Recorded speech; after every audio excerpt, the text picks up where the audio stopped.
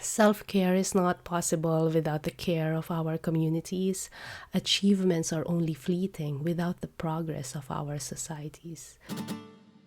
Scholars Unbound is a bi-monthly podcast or video series that showcases the voices of scholars who know no boundaries when it comes to the pursuit of knowledge.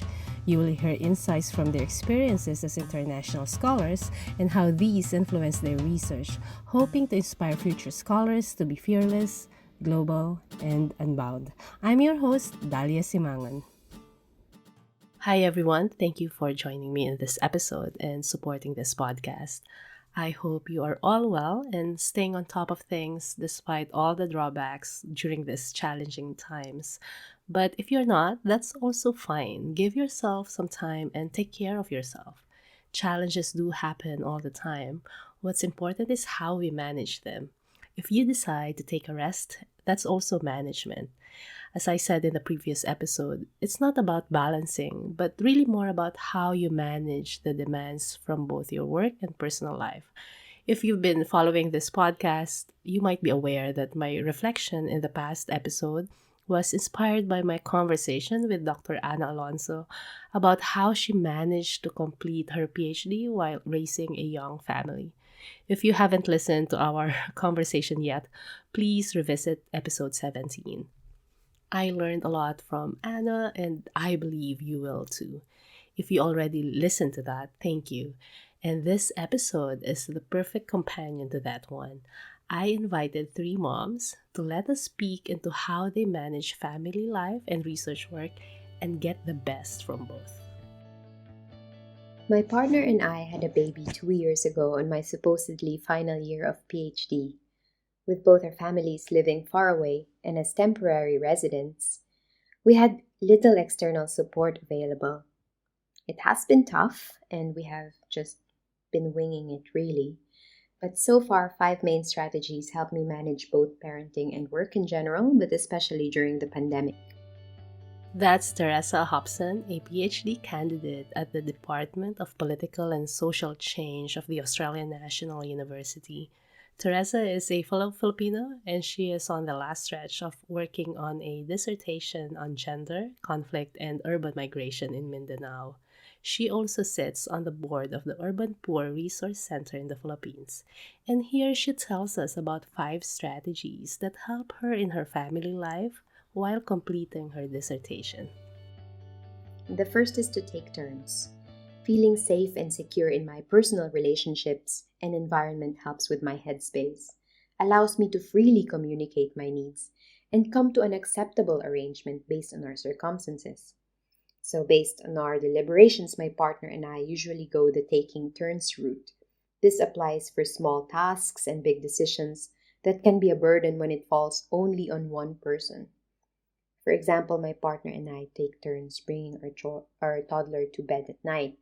And I think this has also helped our child understand the concept of taking turns.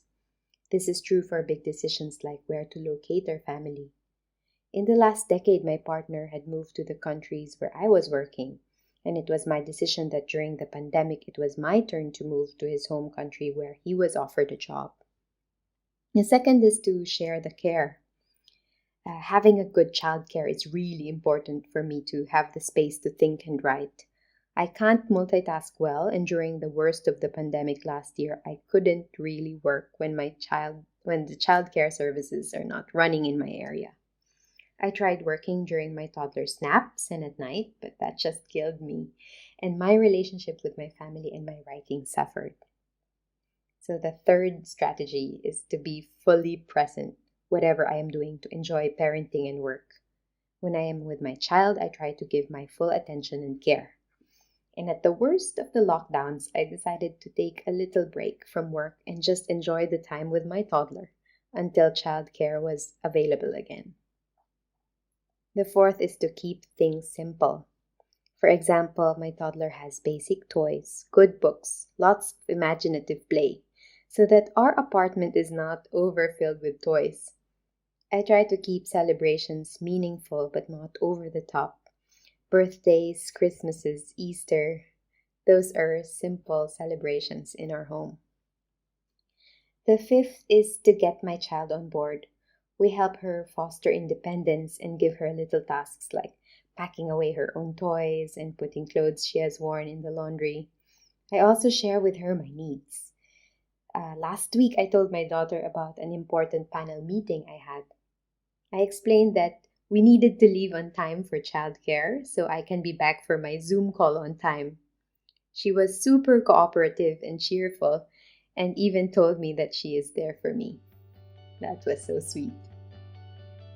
That last bit made me smile, and that's something I will also try to do once I have my own kids. But it's really important to involve our children in our decisions and planning in the sense of letting them know and understand how we spend the rest of our time in a given day. And as Teresa said, it also contributes to fostering their independence and individual agency as early as possible.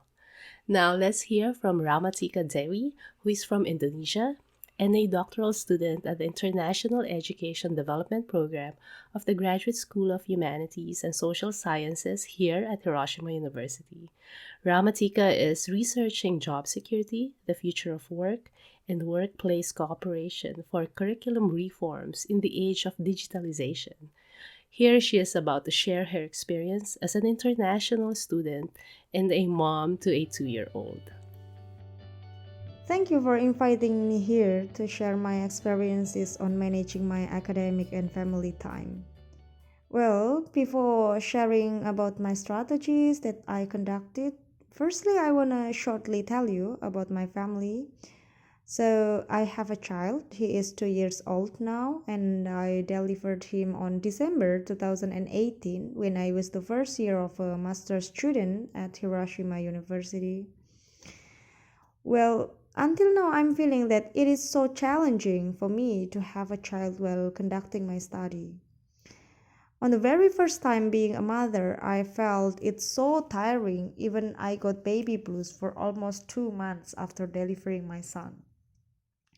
However, then I felt a little bit accustomed to this condition.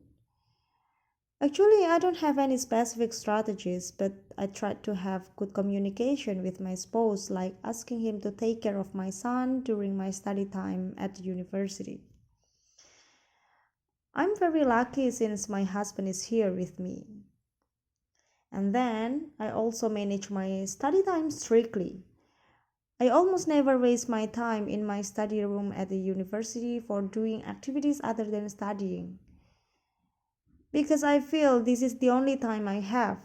When going back home and meeting my son, it is very difficult for me to open my laptop for studying. So, again, honestly, I'm very lucky to have a husband who always supports my academic life and he always involves himself in raising our son together. Although he also has a job from night to morning. But yeah, currently it is also easier for me because just 2 months ago, my son was accepted to enter a nursery school after his breastfeeding period was over. So from morning to afternoon, I can study at my university while my son is in his school. And the last important thing for me is keeping myself happy. So raising a child sometimes makes me very stressed. Since my son now is reaching 2 years old, he is a very active and often to get tantrum like crying suddenly without any reason. So I always do my hobby like cooking, watching YouTube before sleeping to stay in a good mood. Because if my mood is not good, that it will influence the way I treat my son and of course influence my academic life.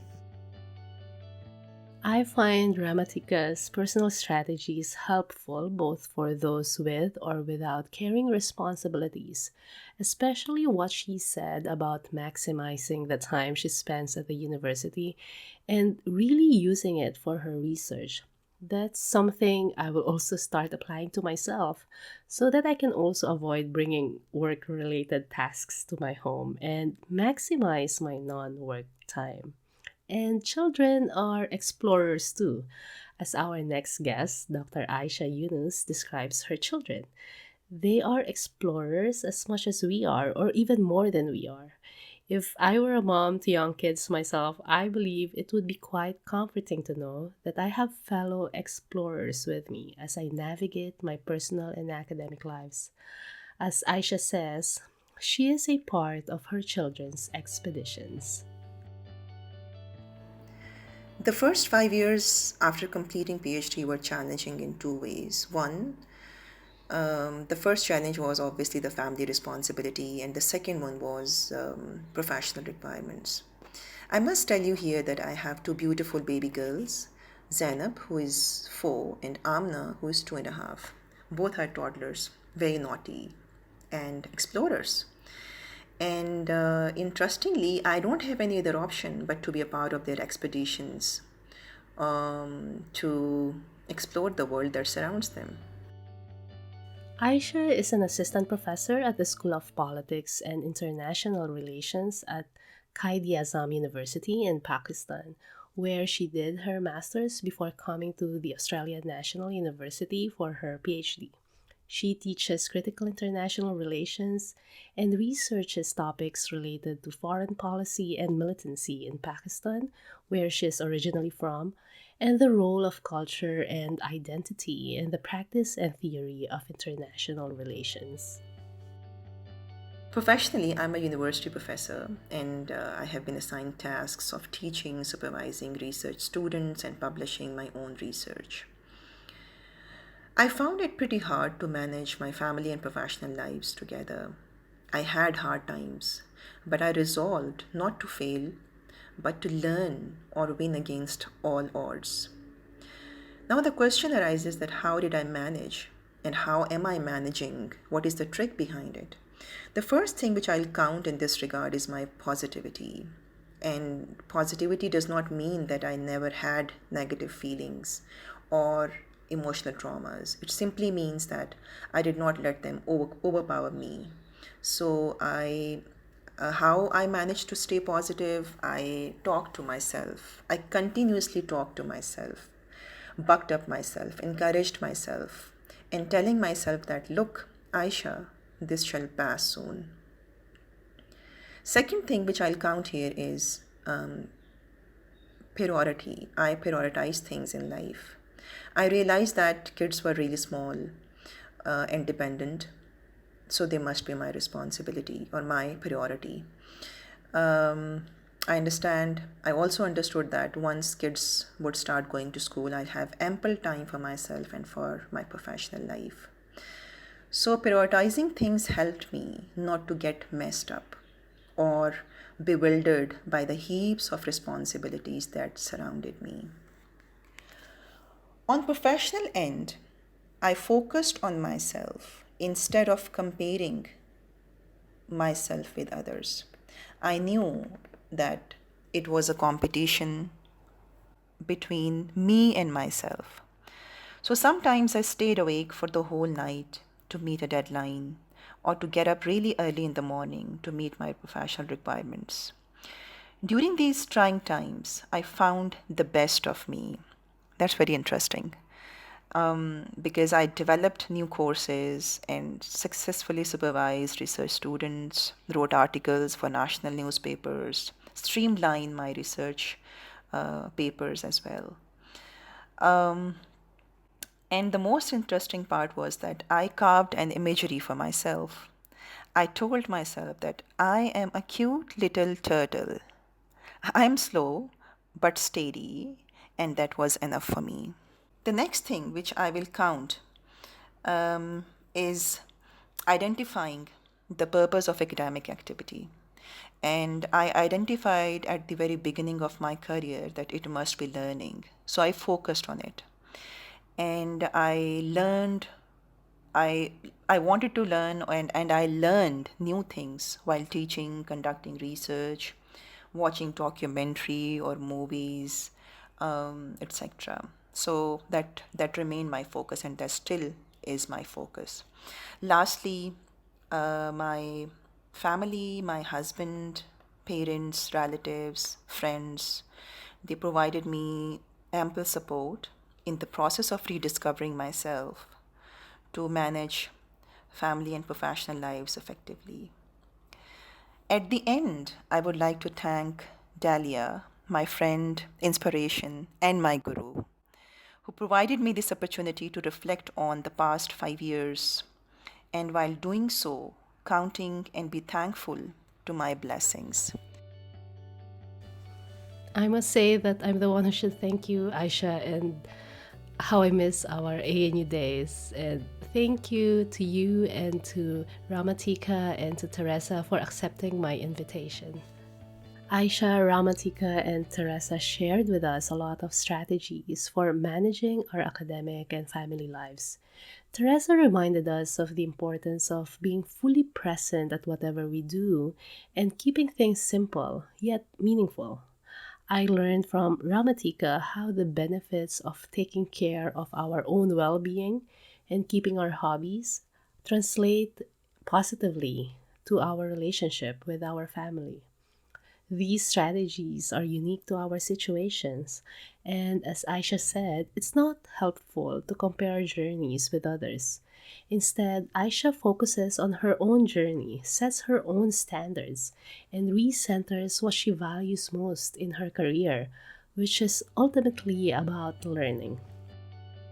It's not always easy, I can sense. In fact, it's mostly difficult to be a mom and at the same time to deliver to institutions that are still mainly patriarchal.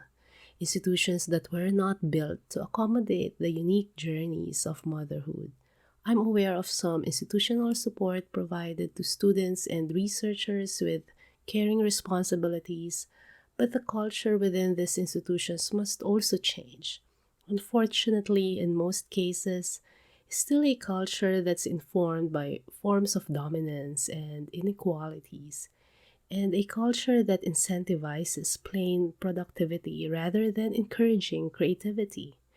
That's why in the next episode, I will talk about what's wrong with this culture of productivity. So I hope you will also stay tuned for that. And that's why I also really appreciate you joining us here at the Scholars Unbound. It's really important for us to come together. Self care is not possible without the care of our communities.